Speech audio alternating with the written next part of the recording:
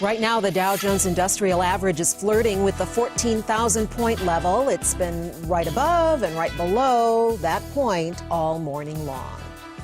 Nearly 7,500 points higher than its lowest point during the recession 4 years ago. The last time the Dow was above 14,000 was in October of 2007. That's the month it set its all-time high of 14,164 points. The Dow has been growing exponentially in recent decades. The industrial average, first created back in 1896, if you think about that, didn't even hit 1,000 points until the year 1972. The numbers pushing the Dow up today: the jobs report, 150,000 jobs were added in January. The Labor Department says today that hiring has been stronger over the past 2 years than thought. Still, one discouraging sign: unemployment still is rising from 7.8 to 7.9%.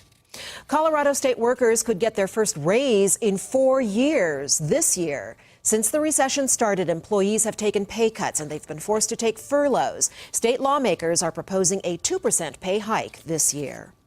A Boulder couple will be appearing on ABC's hit show Shark Tank tonight. Stephen Sashen is well known locally for his barefoot running. 7 News interviewed him about the emerging popularity of this running trend in 2011. Tonight, Sashen says he's going to show off sandals he designed for barefoot runners. The Sharks include Dallas Mavericks owner Mark Cuban. Shark Tank airs on Denver 7 at 8 o'clock tonight. We're following some developments for you in the Alabama standoff, where investigators say the man holding a 5-year-old boy hostage in an underground bunker, is showing no signs of being ready to give up. Negotiators have been using a 4-inch wide ventilation pipe to try to talk Jimmy Lee Dykes into freeing the boy he has been holding since Tuesday. That's when police say Dykes shot and killed the boy's bus driver. A 14-year-old boy is under arrest, accused of pulling a girl into a bathroom and raping her. This happened Wednesday at Thornton Middle School. Police say no one else was inside at the time. The 14-year-old girl went to the staff for help after the attack. We checked. The school normally has a resource officer, but he apparently was in court at the time.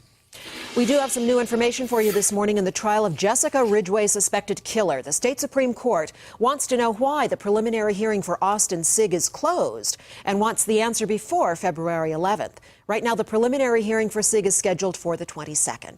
Sigg is accused of kidnapping and killing the 10-year-old girl, as you know, in October. Several rallies are planned for the birthday of a missing boy from Monument. Dylan Redwine turns 14 next Wednesday. No one has seen Dylan since around Thanksgiving, when he was visiting his father near Durango.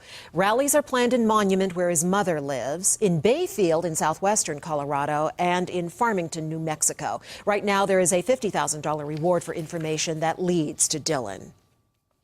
ESPN vows to review safety procedures at the X Games following the tragic death of extreme snowmobiler Caleb Moore. ESPN owns the Aspen event. Moore crashed his snowmobile during competition last week, and the 450-pound machine landed on top of him. The 25-year-old initially walked off the course, as you see, with some help, but later he suffered brain complications and bleeding around the heart.